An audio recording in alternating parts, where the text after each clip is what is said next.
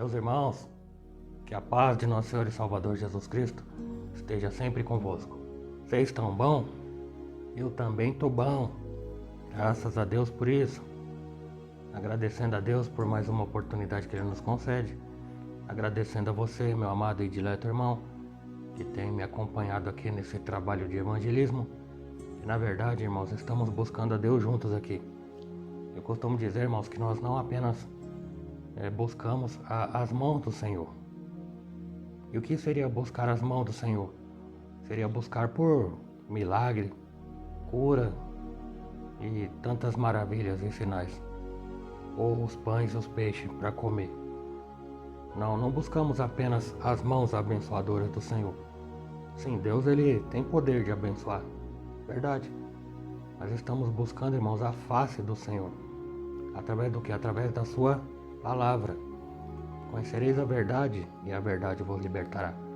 Buscar o discernimento, a sabedoria espiritual, para poder viver nesta terra com o mínimo de problemas possíveis.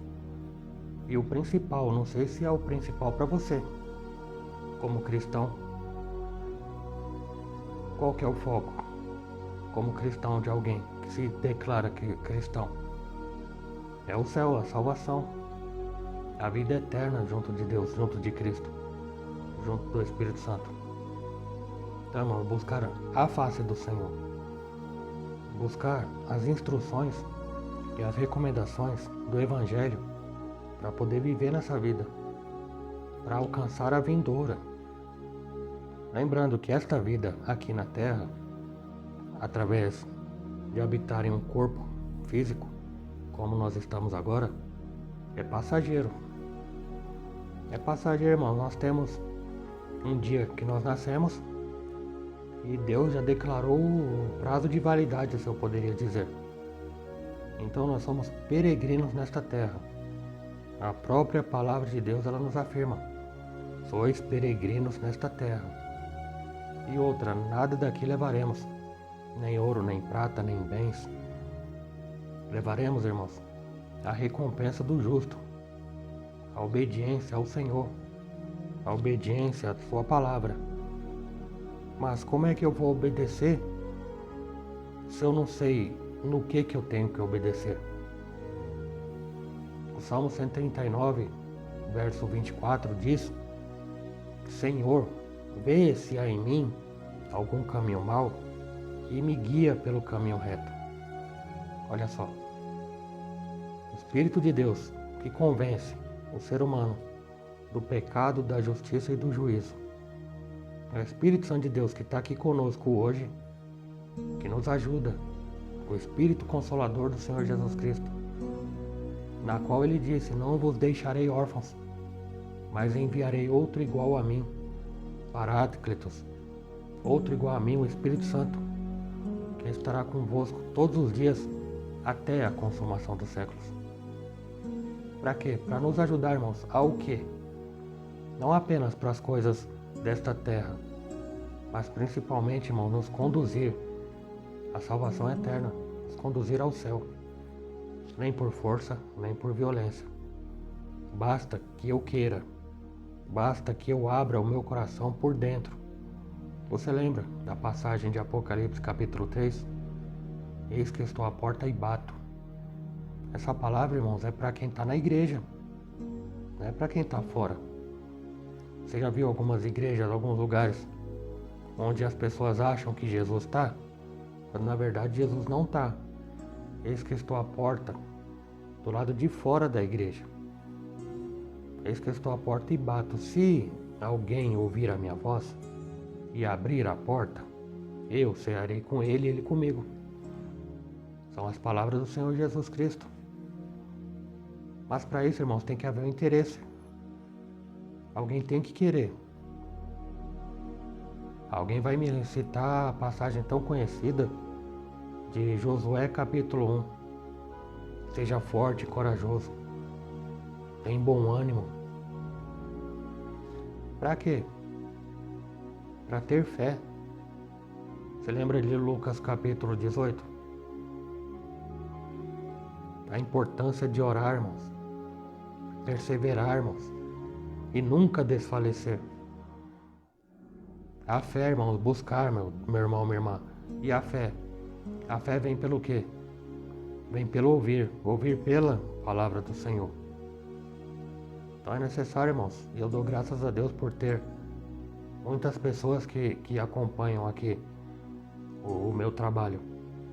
Simples pecador, que na verdade é como eu disse, eu estou aqui buscando e compartilhando o que eu tenho buscado com os irmãos. O meu objetivo é o mesmo seu, qual? Ir para o céu. E eu, na posição de pastor, conforme a misericórdia do Senhor que me colocou, eu tenho que instruir as pessoas.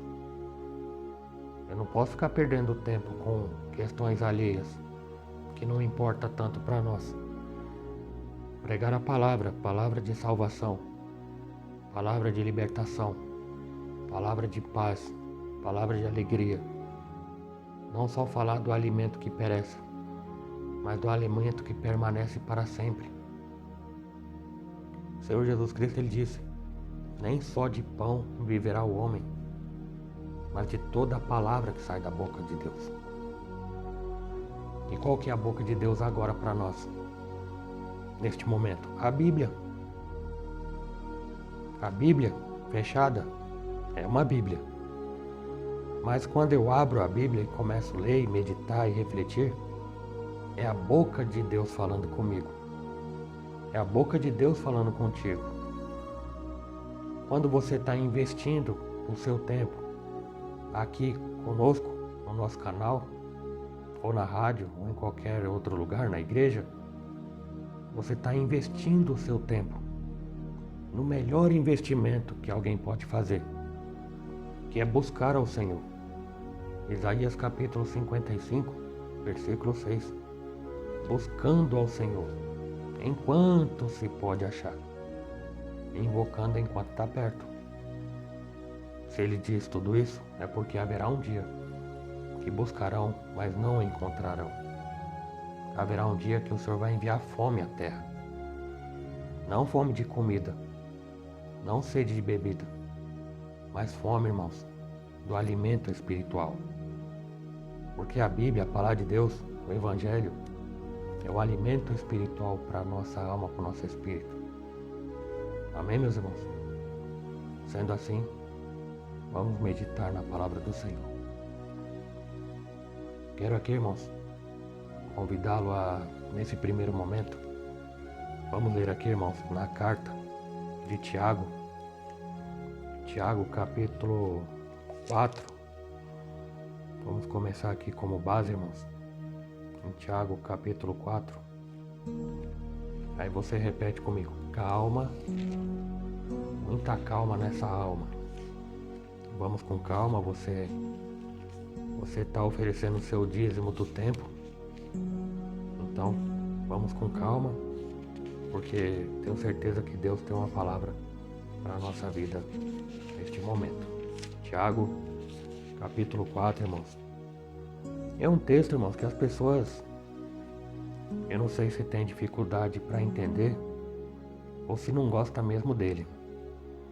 Tiago 4, do 13 até o 17, que diz assim: eia agora, vós que dizeis, hoje ou amanhã iremos a tal cidade, e lá passaremos um ano, e contrataremos e ganharemos.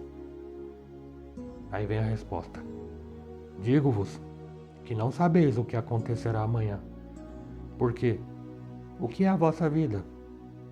É um vapor que aparece por um pouco e depois se desvanece. Em lugar do que devias dizer, se Deus quiser, se o Senhor quiser, e se vivermos, faremos isso ou aquilo. Mas agora vos gloriais em vossas presunções. Toda a glória tal como esta da presunção é maligna. E o último versículo do capítulo 4 de Tiago, que é a chave aqui para a nossa reflexão, diz assim: aquele, pois, que sabe fazer o bem e o não faz, comete pecado. Até aqui, amém? Primeiro ponto, irmãos, tenho que deixar aqui explicado para nós, para mim e para você. A presunção. Você sabe se vai estar vivo amanhã? Eu não sei se eu vou estar vivo amanhã. Isso não é uma palavra de pessimismo. Não, não é uma palavra negativa. Não estou profetizando morte para mim nem para você. É que verdadeiramente nós não sabemos. Você sabe daqui meia hora? Nós não sabemos, irmãos. Somos limitados. Quem sabe, você sabe quem sabe. Você não sabe o dia de amanhã, mas você sabe quem sabe o dia de amanhã. É só Deus, irmão. Deus, ele tem a presciência. Deus, ele tem a onisciência. Deus tem a onipresença. Ele está aqui agora porque Deus não está limitado a tempo e espaço. E ele está no amanhã. Nós estamos hoje, aqui agora.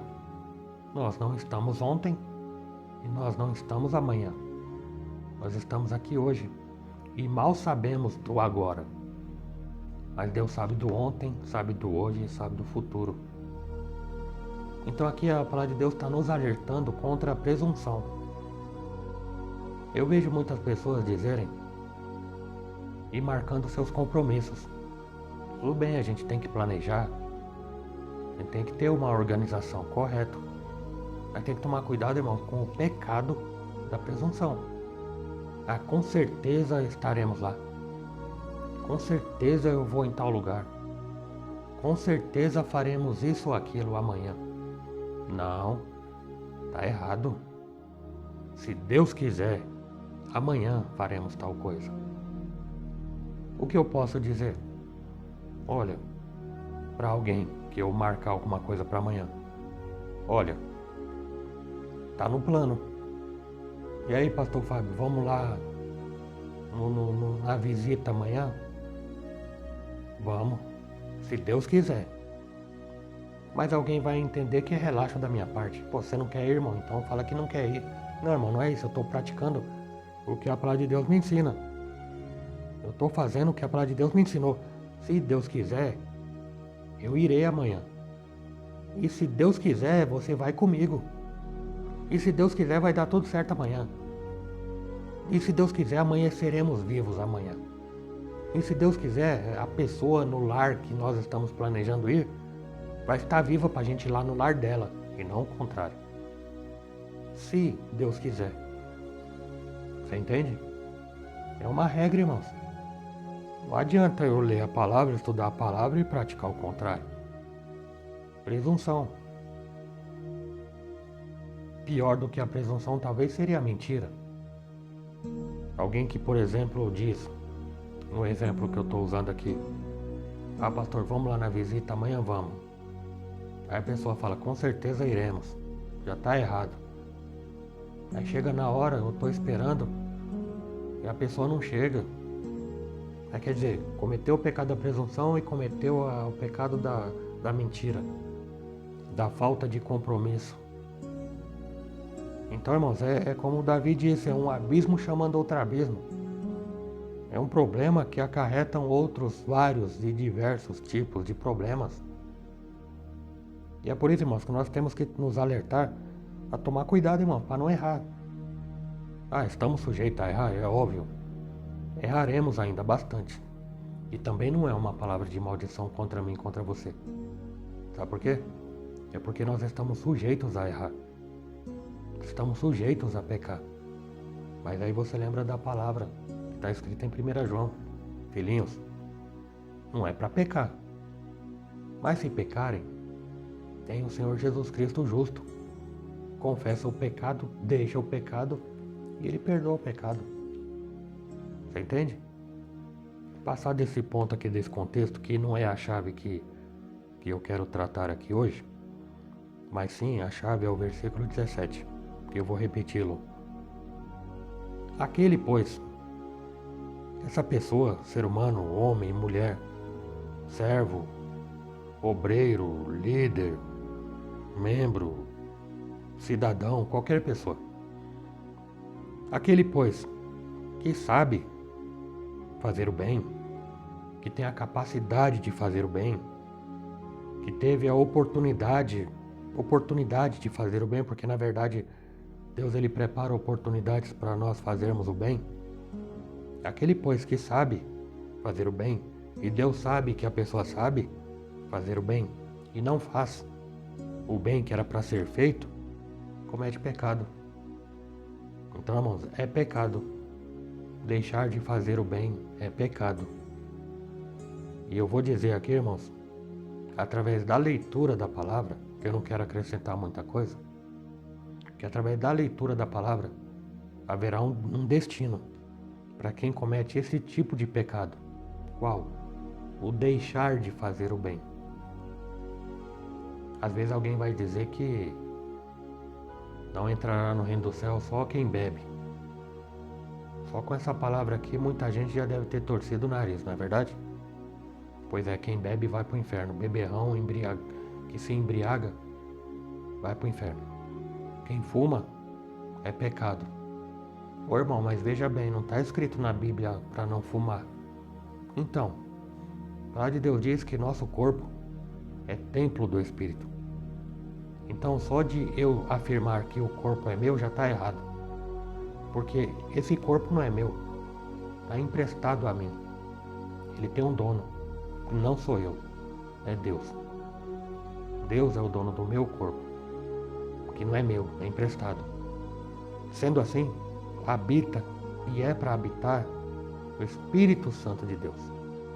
Aceitei a Jesus, me autodeclaro cristão, representante de Cristo, servo do Deus Altíssimo. O Espírito Santo de Deus habita neste templo aqui, neste corpo. Então, irmão, sendo este corpo emprestado a mim, como um veículo para carregar minha alma e meu espírito, eu tenho que zelar por ele. O que é zelo? Cuidado. Zelo não é ciúme, zelo é cuidado. Cuidar da alimentação, cuidar da saúde. Aí eu te pergunto, tô dando essa volta para te explicar. Tudo que faz mal para o corpo torna-se pecado. Qualquer coisa. Por que você acha que Deus abomina a prostituição? É com base no que eu estou dizendo. Ora, como é que eu vou emprestar algo que não é meu? No caso da prostituição é a mesma coisa, pior um pouco. Como é que eu vou emprestar o meu corpo para alguém? Como é que eu vou vender o meu corpo para alguém? Esse não é meu? Não é meu. Tem um dono. Você pegaria algo emprestado de alguém e emprestaria para outra pessoa? Ou você daria algo emprestado para outra pessoa? Ou algo que você tomou emprestado você venderia a outra pessoa? Se você não entende isso como pecado, você com certeza entende como errado. Não é certo, né, irmãos? O que é emprestado, você tem que cuidar do que é emprestado, para devolver o melhor possível. Você já pegou o carro emprestado? Vamos supor que alguém emprestou o carro para você com o tanque cheio e lavado. Aí você foi onde queria ir, onde precisava ir, andou bastante, pegou uma estrada de barro na chuva, sujou o carro e gastou combustível. Como é que você vai devolver esse carro? Do jeito que está? É no mínimo imprudente, não é verdade? Incoerente, é antiético. O que você vai fazer? Você vai passar num posto, vai mandar lavar e vai encher o tanque da mesma forma da qual você pegou ele anteriormente, emprestado do dono. Mesma coisa, irmãos. Mesma coisa. Então tem muitas coisas que são pecado, mesmo não estando escrito na Bíblia. É questão de consciência, irmão. É questão, raciocínio. Você tem um cérebro? Você é um ser racional? Deus te deu a capacidade cognitiva de discernimento e interpretação. É questão de consciência. Tem muita gente que sabe que é errado e faz errado. O que você me diria dos indígenas, que não tem igreja, não tem Bíblia, nem sabe ler? Mas lá na tribo indígena tem uma lei. Tem muitas leis morais. Por exemplo, O índio, quando casa com uma indiazinha, é propriedade dele. Um é de um e outro é do outro.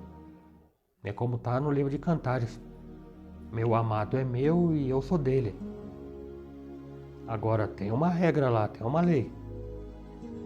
Não tem um estatuto, não tem um código. Não tem nada disso documentado. Mas tem uma lei moral nos seus entendimentos. Eu sou casado com esta índia e ninguém tem o direito de cobiçar a minha mulher. Quem foi que ensinou? E como é que eles praticam? Você entende? É questão de consciência, irmão. Poderia aqui citar muitos outros exemplos, mas não precisa, porque o indígena é inteligente. Você é inteligente. Usa a inteligência para o bem e não para o mal.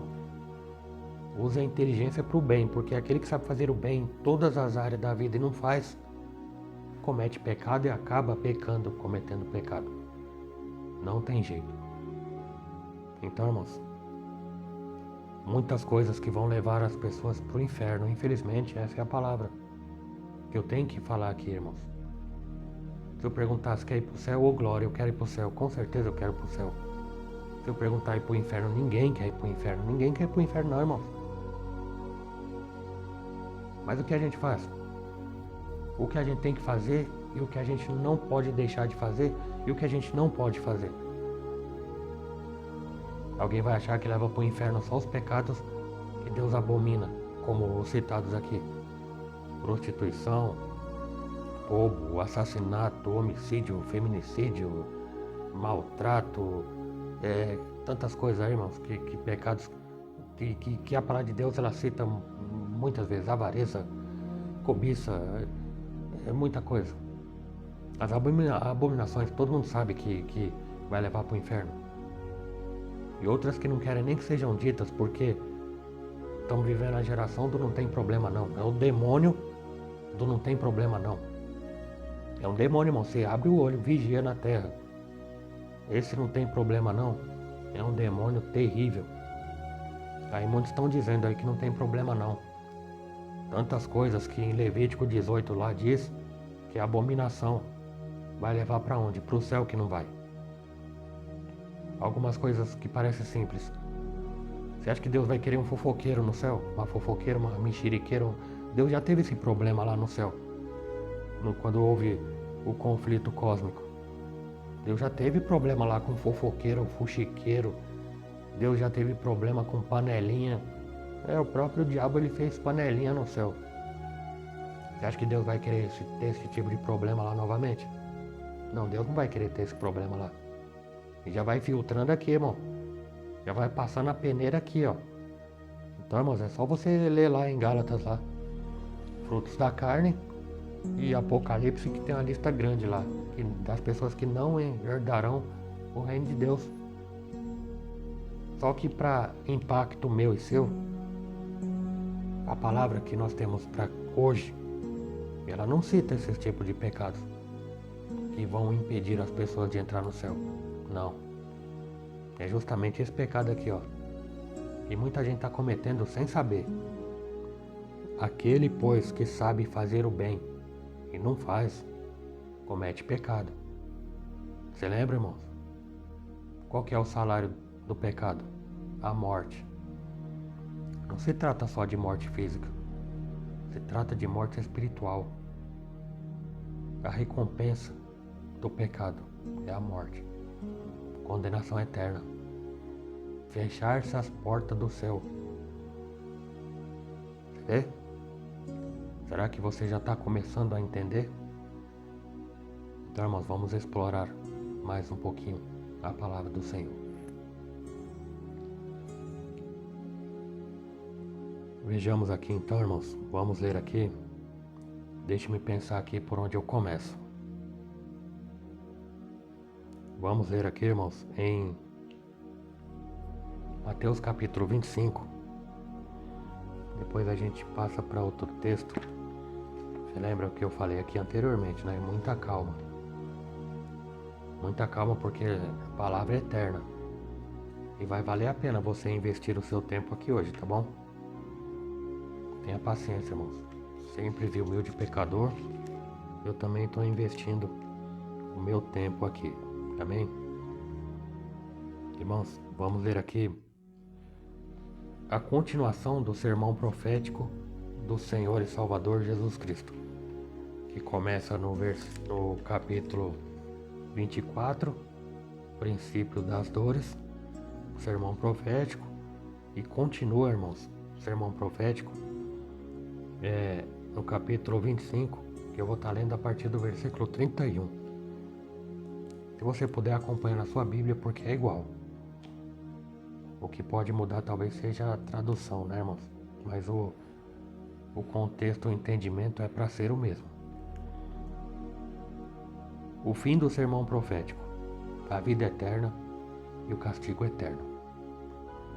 E quando o Filho do Homem vier em sua glória, e todos os santos anjos com ele, então se assentará no trono da sua glória, e todas as nações serão reunidas diante dele, e apartará um dos outros, como o pastor aparta dos bodes as ovelhas, e porá e posicionará e colocará as ovelhas à sua direita.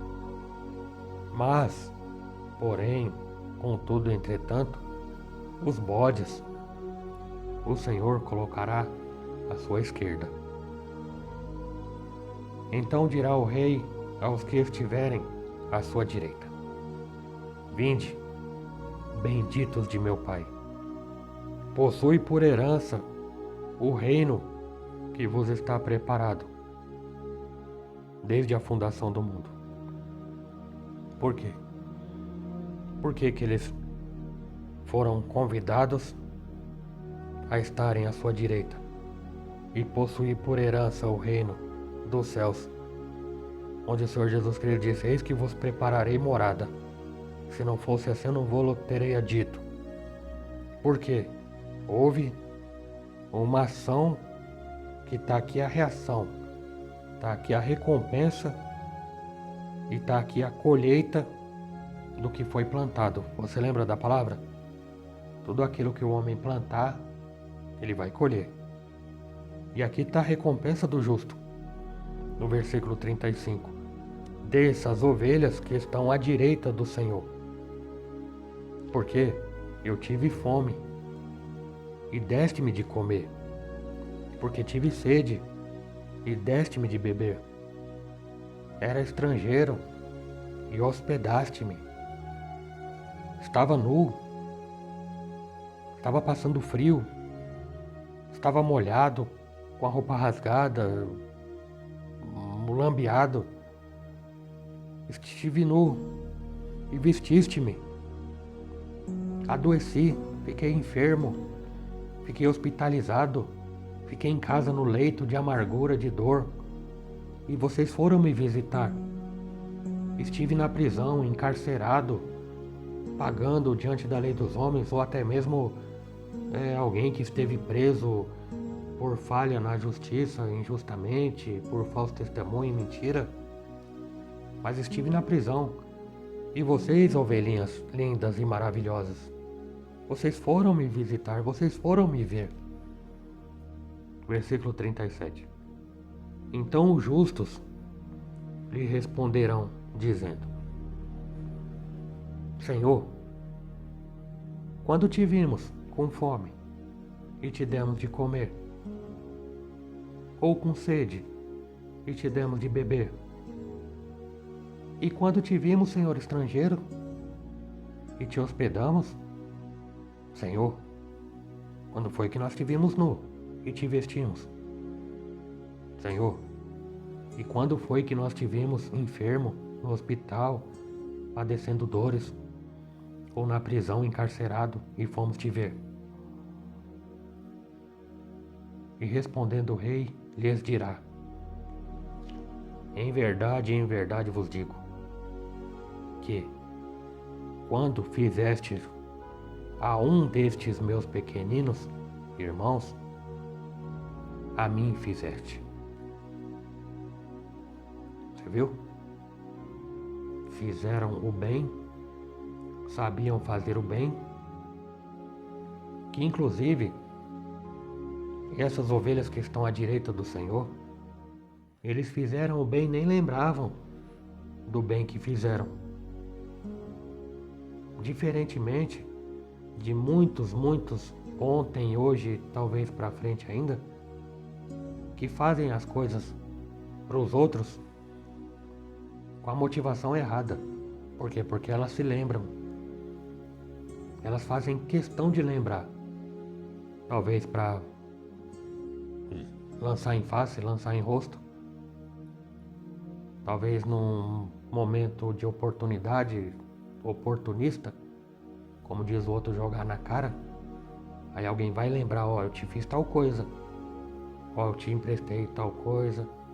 Você lembra daquela xícara de açúcar que você me pediu? Pode devolver 1 quilo.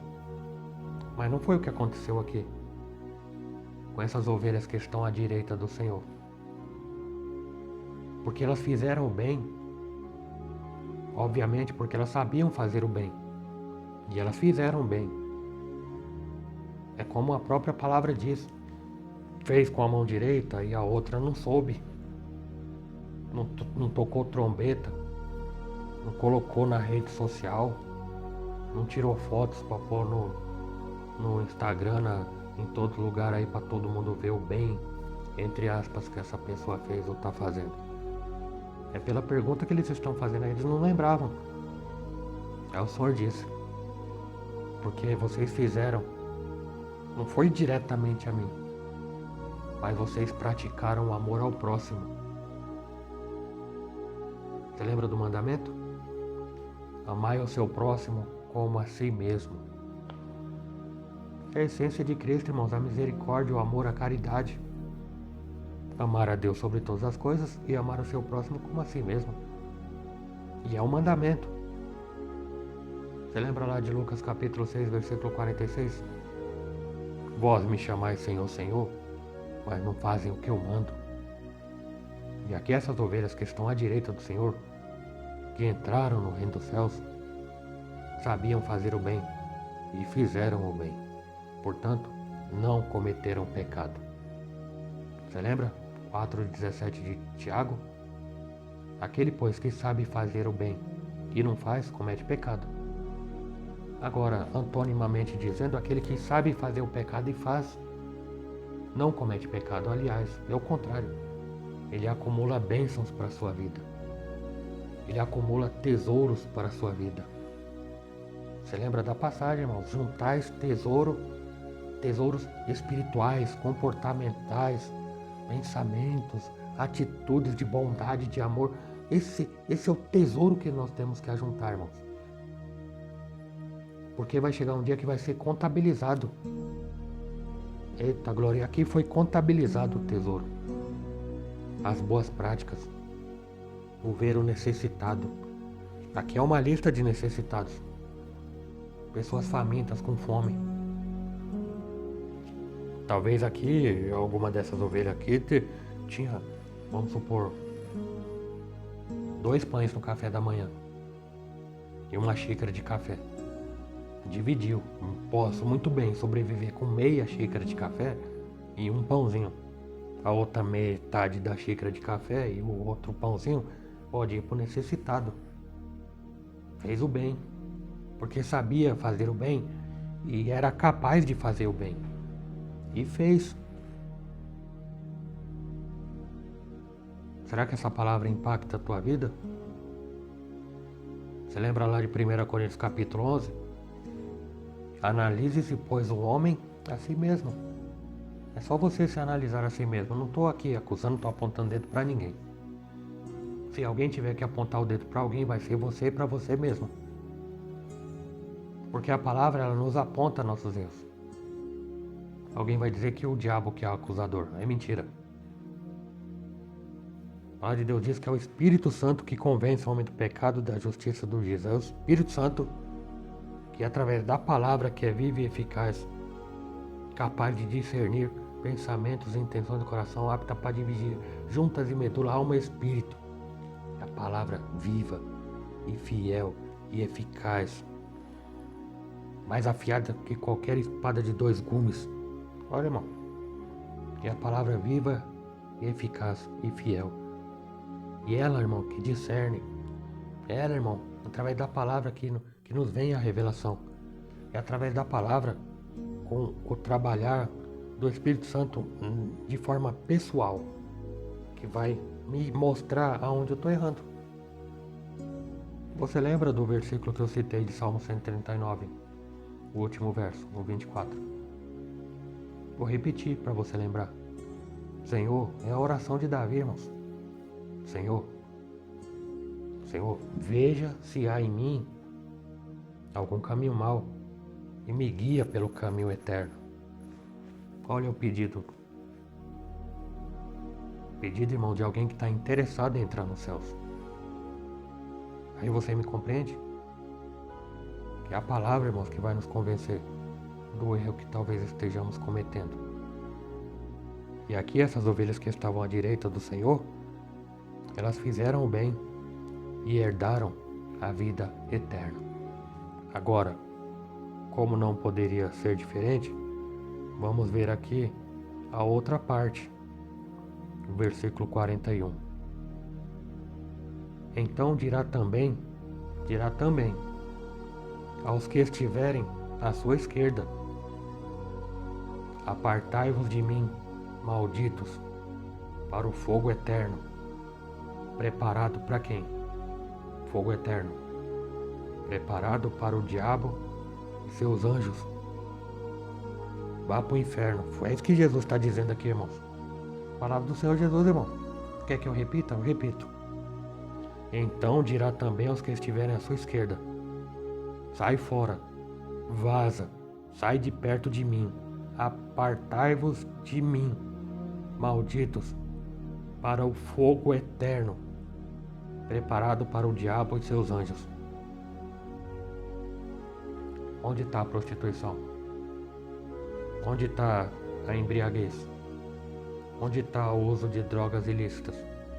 Onde está o assassino? Onde está o pedófilo? Onde está o feminicida? Onde está o ladrão? Não está aqui. Está aqui, irmãos, ó. Sabia fazer o bem e não fez. Podia muito bem amar o próximo e não amou o próximo. Cuidou do seu próprio ventre. Cuidou dos seus próprios interesses. Quando não olhou para o interesse do outro. Oprimiu o próximo. Você vê? Aí vem a resposta aqui no versículo 43. 42, aliás. Que vem aqui a resposta. Por que que eles foram para o inferno? Por que que estes bodes que estavam à esquerda não entraram no reino do céu? Olha, irmãos. Porque eu tive fome e vocês não me deram de comer. Porque eu tive sede e vocês não me deram de beber. Porque eu fui estrangeiro e vocês não me receberam. Estive nu e vocês não me vestiram. Estive enfermo e na prisão e vocês não foram me visitar. Então eles também lhe responderão, dizendo: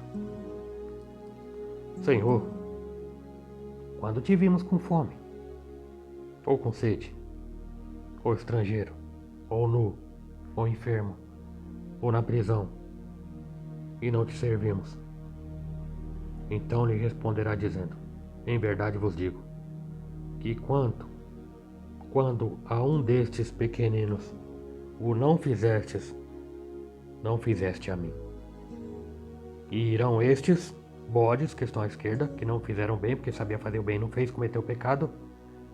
Então estes irão para o tormento eterno. Mas os justos, que fizeram bem, praticaram bem, vão para a vida eterna.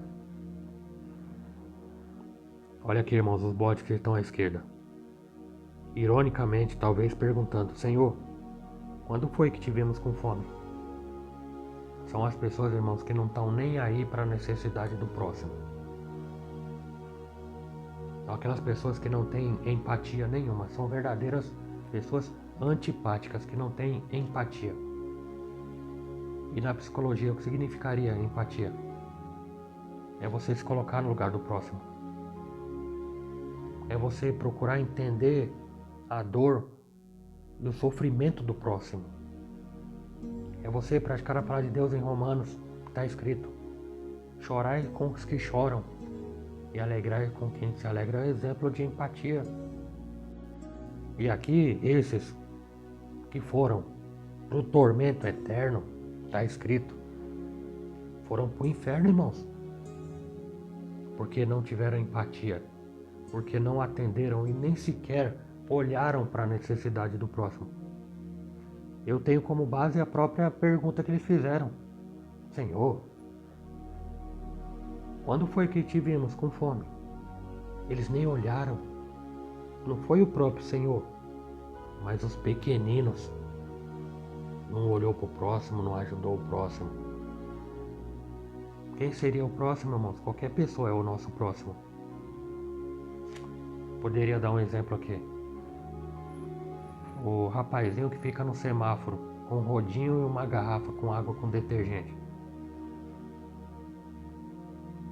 Espero que não seja o seu caso, mas você vê de longe o farol ficando amarelo, o semáforo no estado de atenção, aí tem que ir parando, né? Tem que diminuir a velocidade, aí fica no vermelho e pare, né? Eu espero que você obedeça a lei de trânsito, né, irmão? Lembre-se que você é um cristão, tem que dar testemunho, né, irmão? Não um escândalo de ter atropelado alguém porque passou o farol vermelho. Mas aí, no contexto que eu quero expor aqui, o semáforo ficou amarelo, você já tá freando longe. Por quê? Porque tem um rapaz lá, com um rodinho na mão e uma garrafa com água, que ele limpa lá o vidro e pede uma moedinha. Aí você já recua, aí vai devagarzinho, travando o trânsito com um objetivo. Porque você não quer, eu tô dando só um exemplo, tá, irmão? Se porventura for você. Por quê? Porque você não quer ajudar aquele próximo. Nem que seja com uma moedinha que não vai te fazer falta. Nem que seja com aquela notinha de R$2 amassada que tá aí no console do seu carro, que você poderia muito bem dar. Que pode servir para o alimento, por irmão, não interessa o que ele vai fazer. Não importa. O que importa é a maldade do que se diz cristão. Que aí fecha o vidro na face, para não dizer na cara do abençoado do irmão, né? Para não ajudar. Mas graças a Deus que Deus sabe as intenções do coração. E isso, irmãos, quando alguém não lança a palavra.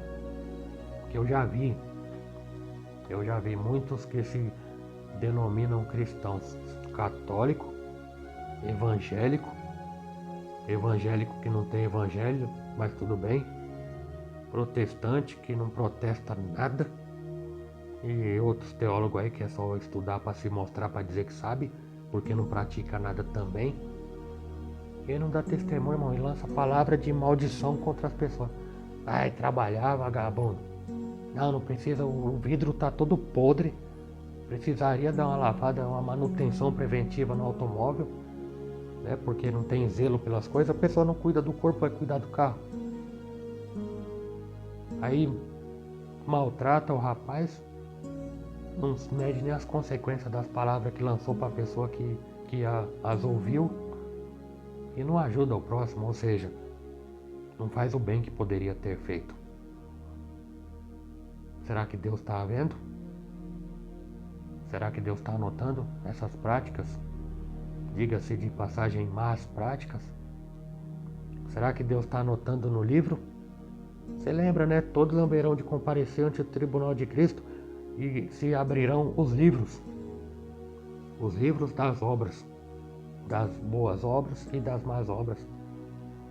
Fique de alerta para mim e para você, porque tudo está sendo anotado, irmãos. Cada um dará conta do que fez nesta vida através deste corpo. E corpo inclui a língua, corpo inclui o cérebro, corpo inclui os pensamentos, corpo inclui as intenções, as maquinações do coração, corpo inclui também as maldades, as maledicências, as intenções malignas, tá? Tudo isso inclui. Pessoas que sabem fazer o bem, mas não faz. Não faz. A gente poderia dizer aqui de pessoas cristãs, ou melhor, ou pior talvez, crentes. Crentes que conhecem a palavra. Crente que recebeu o mandamento. Crente que ora o Pai Nosso. Crente que ouve a pregação. Crente que usa roupa de crente. Católico que ouve o padre. Que acorda de manhãzinha e renuncia a sua manhã de domingo, que podia dormir até mais tarde para ir para a missa. Aí senta no banco, o católico e o crente senta no banco da igreja, assiste o culto, porque não participa do culto, não dá glória a Deus por isso, e a missa fica ali ouvindo, sendo uma samambaia.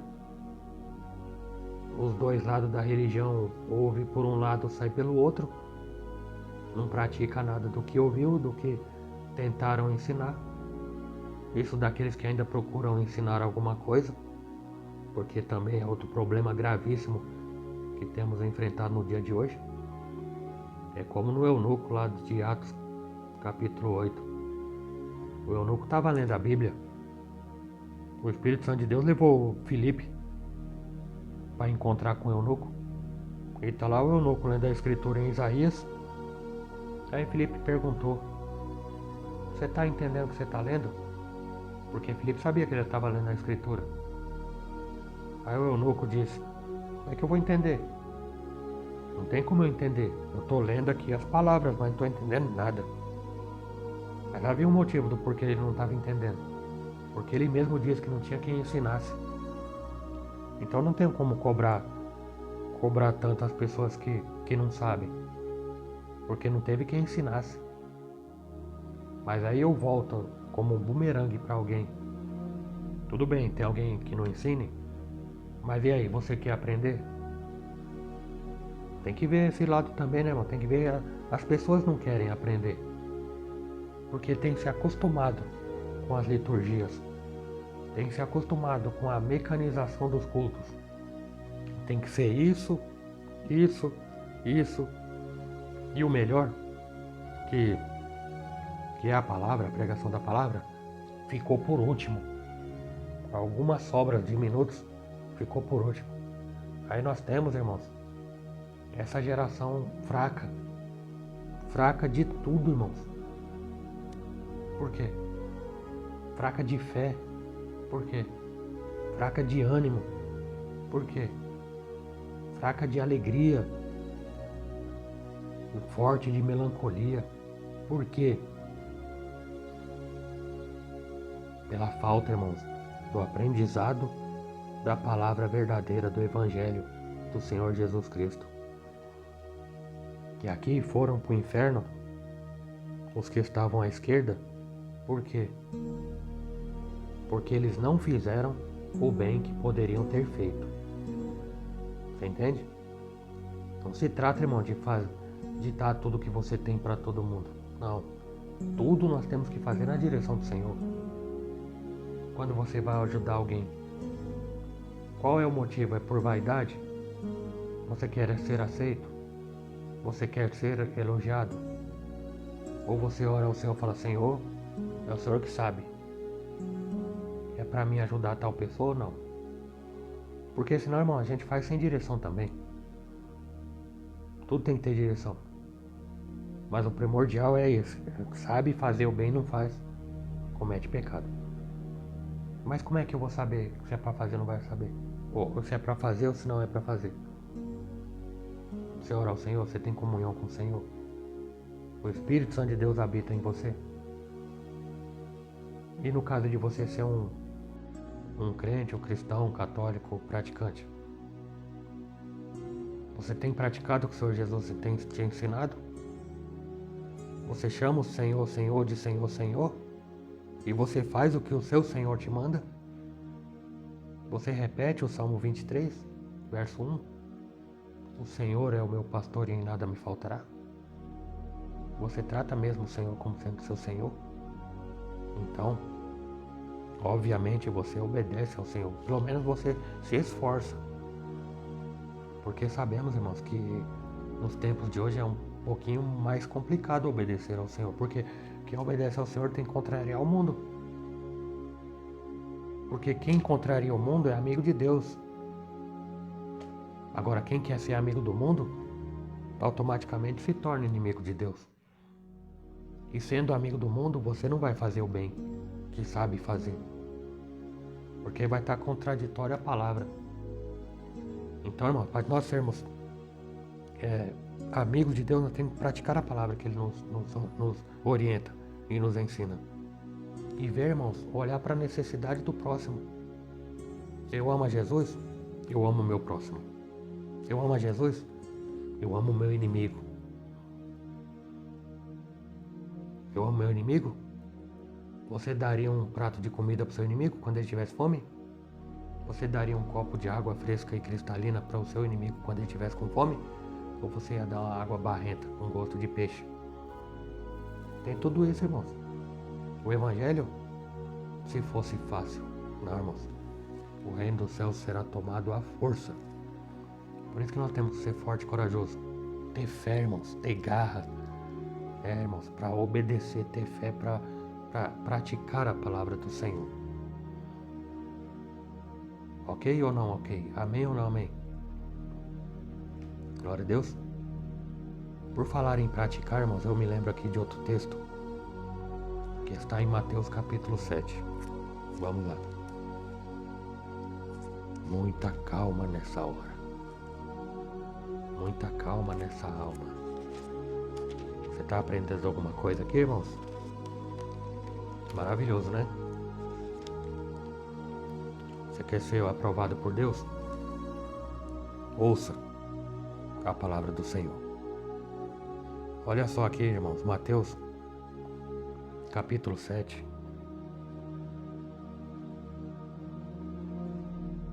Versículo 21. Olha que maravilha. Nem todo o que me diz Senhor, Senhor, nem todo que chama o Senhor de Senhor entrará no reino dos céus. Nem todos entrarão no reino do céu, mesmo que chame o Senhor de Senhor, mesmo que esteja na igreja, mesmo que diga ser obreiro, mesmo que se autodeclare servo do Deus Altíssimo. Nem todo que me diz Senhor, Senhor entrará no reino do céu. Não, nem todos. Mas vai entrar no reino dos céus aquele que faz a vontade de meu Pai que está no céu. Muitos me dirão naquele dia: Senhor, Senhor, não profetizamos nós em teu nome? E em teu nome não expulsamos demônios? E em teu nome não fizemos muitas maravilhas? E então lhes direi abertamente, em público, lhes direi: nunca vos conheci. Olha, irmãos, de novo: apartai-vos de mim, vós que praticais a iniquidade. Todo aquele, pois, olha só, irmãos, todo aquele, pois, que escuta estas minhas palavras, e a pratica, assemelhá-lo-ei a um homem prudente que edificou sua casa sobre a rocha, e não sobre o tapete, sobre a rocha. E desceu a chuva, e correram os rios, e assopraram ventos, e combateram aquela casa, e não caiu. Por quê? Porque estava edificada sobre a rocha. E aquele que ouve estas minhas palavras, e não as cumpre, compará-lo-ei ao homem insensato, que edificou a sua casa sobre a areia. Desceu a chuva, correram os rios, assopraram os ventos, e combateram aquela casa, e caiu. A casa caiu, e foi grande a sua queda. Você vê? E aconteceu que, concluindo Jesus esse discurso, que discurso? Esse discurso aqui, ó, a continuação do sermão do monte. Você lembra de Mateus capítulo 25? A continuação do sermão profético. Capítulo todinho as palavras do Senhor Jesus Cristo, irmãos. E aqui é a mesma coisa. Do capítulo 5 até o final aqui, praticamente, do versículo 27 de Mateus capítulo 7, são todas palavras do Senhor Jesus Cristo. Começa no capítulo 5, começo do Sermão da Montanha, e segue até o final do capítulo 7. Tudo palavra do Senhor Jesus Cristo. Então, aquele que ouve estas minhas palavras e a pratica é o homem que firmou a sua casa sobre a rocha. Eu não sei como é que foi sua criação. Quando éramos repreendidos, eu e meus irmãos, fazia alguma coisa errada porque já tinha sido avisado que não era para fazer. E a mãe falava: você não me ouve? Você não me ouve? O que significa? Você não me dá crédito. Você não faz o que eu peço para fazer. Você faz justamente o que não é para fazer. Você apronta. Minha mãe dizia: você já foi fazer arte? É assim? Você já foi fazer arte, menino? O que eu te falei? Não era para você fazer isso. Por que você fez isso? Eu sei por que você fez isso. Porque você não me ouve. Irmãos, você lembra lá em Apocalipse? Quem tem ouvidos ouça. Não é o escutar as palavras apenas. Porque, irmãos, tem muita gente que lê a palavra, escuta a palavra, ouve pregação, vai para o culto, vai para a missa, participa de todos os trabalhos. Mas não pratica, irmãos. É um homem e uma mulher imprudente que edifica sua casa sobre a areia. Vem a chuvinha, vem o ventinho e a casa cai. A casa cai e grande é a sua queda. Eu ouvi, irmão, dá crédito. Você lembra lá de Isaías? A pergunta, irmãos, quem deu crédito à nossa pregação? Você lembra de Noé? Quem deu crédito à pregação de Noé? Você lembra de Nínive? Dos tempos de Jonas? Deram crédito à pregação. Glória, pelo menos um. Foi. Jonas, vai lá. Não vou. Você vai. Foi. Situações aconteceram, mas Jonas foi. E a pregação dele era muito simples e repetitiva. 40 dias pregando a mesma coisa. Nínive será destruída em 40 dias. No outro dia, Nínive será destruída em 39 dias. Depois do outro dia, Nínive será destruída em 38 dias. E assim até o último dia. A população deve ter olhado e falado: esse cara não pode ser tão louco.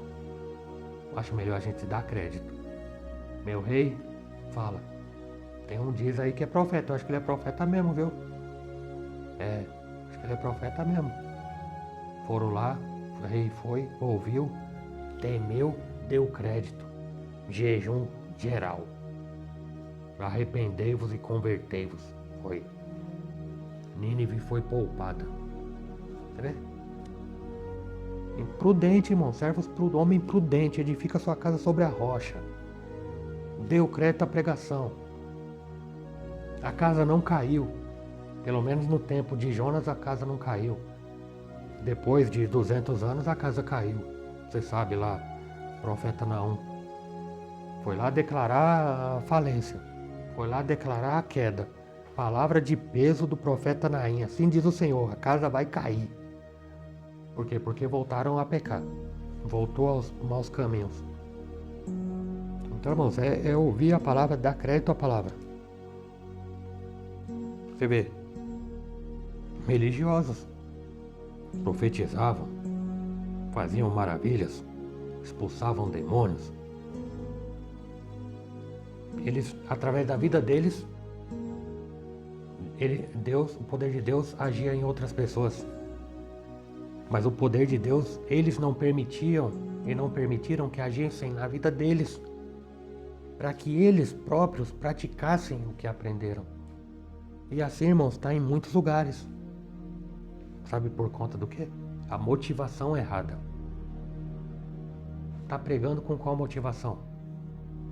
Você lembra lá do livro de Malaquias? Se resume a isso, irmãos. Motivações equivocadas. O livro de Malaquias se resume a isso. Fazendo com outras motivações, menos o motivo de dar glória a Deus. Você lembra? A salvação ela é pessoal. Muitos que estão estudando teologia, mestrado, doutorado, pós-graduado e aí por diante, anel no dedo. Não estou falando contra a teologia. Eu estou falando da motivação errada. Por que eu estudo a Bíblia? Para mim, alcançar a salvação para mim. A pessoa chegar naquele dia, Aparta de mim, que eu nunca te conheci. Misericórdia. Misericórdia. Já pensou eu me achar o pastor legal e bonzinho, cheio de caridade? Com aparência de caridade? Chegar lá o Senhor me tirar do meio das ovelhas e colocar na esquerda como bode? Sem contar a vergonha que alguém vai passar, não vou citar eu aqui mesmo. Você imagina, irmãos? Por quê? Porque a palavra que eu preguei, no exemplo, que eu estou usando eu como exemplo, a palavra que eu preguei beneficiou outras pessoas, mas não beneficiou a mim mesmo. Aqui é o problema primordial aqui de Mateus, capítulo 7. Outro motivo aqui do porquê que eles tiveram aqui a queda da sua casa, sabe por quê? Porque não deram frutos. O Senhor estava falando aqui da porta estreita. Entrai pela porta estreita. Irmãos, na entrada na porta do reino do céu não vai ter pedreiro, não. Não adianta querer alargar a porta. Hoje em dia, nas redes sociais, você tem que ser inteligente, irmão. Abre o teu olho. Não vai ter pedreiro na porta do céu. Se a Bíblia está dizendo que a porta vai ser estreita, ela vai continuar sendo estreita. Sabe por que é estreita? Porque não leva bagagem. E não vai poder levar ninguém junto. Porque a salvação é pessoal. Agora, por outro lado, tem outra porta aqui. Qual? A porta larga que leva para a perdição. Amém, irmãos? Lembre-se disso. Religiosidade, sem a busca da própria salvação, chegar naquele dia não vai servir para nada. Viu? Vamos tomar cuidado, irmãos. E o primordial que eu quero deixar aqui, faça o bem. Faça o bem, irmãos, porque tudo aquilo que o homem plantar, ele vai colher. Faça o bem, que Deus vai te retribuir. Não é moeda de troca, não. Mas é o cumprimento da palavra. Tudo aquilo que o homem plantar, isso ele colherá. Amém? Espero que tenha um bom proveito para a tua vida essa palavra, irmãos. Medita bem. Se puder, leia de novo essas passagens. Tá bom? Leia o Sermão do Monte inteiro, capítulos 5, 6 e 7. E leia o Sermão Profético, Mateus 24, 25 e 26. Amém? E crescei na graça e no conhecimento de nosso Senhor e Salvador, Jesus Cristo. E que Deus te abençoe, que Deus te guarde e que Deus te proteja no nome do Senhor Jesus. Amém? Onde você estiver, erga a tua mão e receba a bênção do Senhor. Que o grande amor de Deus, a graça de nosso Senhor e Salvador Jesus Cristo e a doce consolações do Divino Espírito Santo de Deus esteja sempre convosco, não somente hoje, mas para tudo sempre. Você que crê diz, amém. Se Deus é por nós, quem será contra nós? E operando Deus, quem impedirá? Que Deus te abençoe, meu irmão. Que Deus te abençoe, minha irmã. Tenha um ótimo dia, ótima tarde, ótima noite. No poder que é no nome do Senhor Jesus. Até a próxima.